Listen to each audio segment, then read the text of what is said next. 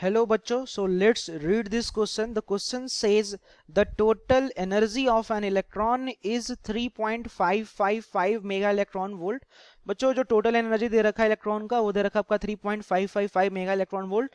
तो आपसे पूछ रखा है then its kinetic energy is, तो उसका काइनेटिक एनर्जी क्या होगा वो आपसे अकॉर्डिंग टू द क्वेश्चन बच्चों पूछा जा रहा है। तो सबसे पहले अगर अपन बात करें about the key concept to introduce the main concept of the problem, तो बच्चों हम लोग सबसे पहले यहाँ पे बात कर रहे होंगे अबाउट द मास एनर्जी का इक्विवेलेंस का जो कॉन्सेप्ट है हम लोग उसका यहाँ पे यूज करेंगे। मास एनर्जी इक्विवेलेंस का कॉन्सेप्ट जो आपका आइंस्टीन के द्वारा दिया गया था, तो पहले उस रिलेशन को अपन पहले समझेंगे।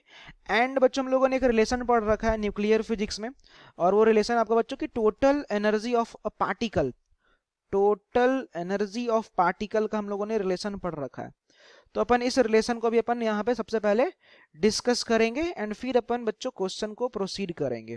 तो सबसे पहले अगर अपन मास एनर्जी इक्विवेलेंस के बारे में बात करें तो हम लोगों ने ये देख रखा है कि किसी भी मैटर के मास को अगर आप एनर्जी के फॉर्म में कन्वर्ट करोगे तो एनर्जी का बच्चों वैल्यू होता है mc² के बराबर, जहां पे बच्चों c आपका होता है speed of light, speed of light. In fact इसका वैल्यू हमें पता है, इसका वैल्यू होता है 3 × 10⁸ मीटर पर सेकेंड।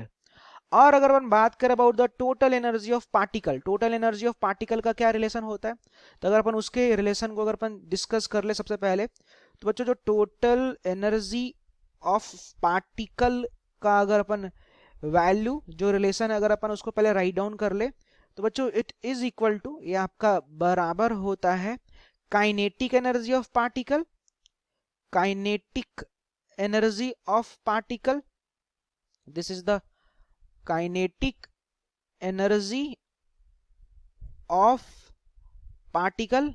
और बच्चों इसको साथ में अपन ऐड करते हैं, किसके साथ ऐड करते हैं, तो इसको साथ में ऐड कर रहे थे अपन उसके रेस्ट मास एनर्जी के साथ, रेस्ट मास एनर्जी। और ये रेस्ट मास एनर्जी भी किसका होगा, तो ये भी आपका पार्टिकल का ही होगा। अब रही बात की रेस्ट मास एनर्जी, सबसे पहले पार्टिकल कौन सा है, तो पार्टिकल है आपका इलेक्ट्रॉन। तो अगर इलेक्ट्रॉन का अगर मैं रेस्ट मास एनर्जी निकाल लूं मास एनर्जी इक्विवेलेंस कॉन्सेप्ट से, तो मैं बोलूंगा मास यहाँ पे इलेक्ट्रॉन का होगा और इनटू का कर लेंगे अपन c² के बराबर। तो अगर आप यहाँ से देखें तो मास ऑफ इलेक्ट्रॉन कितना होता है, तो ये होता है आपका 9.1 इंटू का 10⁻31 kg, और c का तो वैल्यू हमें पता ही है 3 × 10⁸ का कर लेंगे स्क्वायर। ये हमारा आ जाएगा in the form of joule. But हमसे जो क्वेश्चन में जो दे रखा है, क्वेश्चन में सारे टर्म्स जो हमारे हैं वो आपके मेगा इलेक्ट्रॉन वोल्ट के केस में है ना। तो ये जो जूल है हमने ये पढ़ रखा कि वन इलेक्ट्रॉन वोल्ट जो होता है बच्चों ये बराबर होता है आपका 1.6 × 10⁻⁻19 जूल।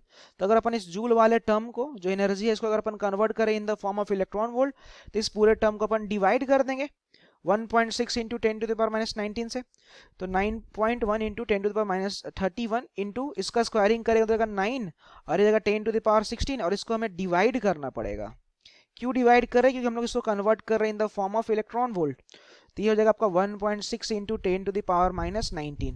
अगर आप इसको सिंप्लीफाई करोगे तो आफ्टर सिंप्लीफाइंग आपका जाएगा 0.51 × 10⁻6 इलेक्ट्रॉन वोल्ट, और we can also write it as 0.51 mega electron volt. तो हमें रेस्ट मास एनर्जी मिल गया इलेक्ट्रॉन का।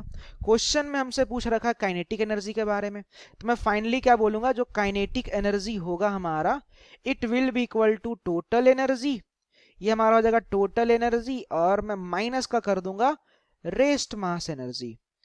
अब हमारा सारा वैल्यू हमने निकाल के रख रखा है। तो अगर मैं बात करूं अबाउट द टोटल एनर्जी, तो टोटल एनर्जी हमारे क्वेश्चन में दे रखा है 3.555 मेगा इलेक्ट्रॉन वोल्ट। इसको सब्ट्रैक्ट कर लेंगे रेस मास एनर्जी से जो हमने निकाला 0.51 मेगा इलेक्ट्रॉन वोल्ट।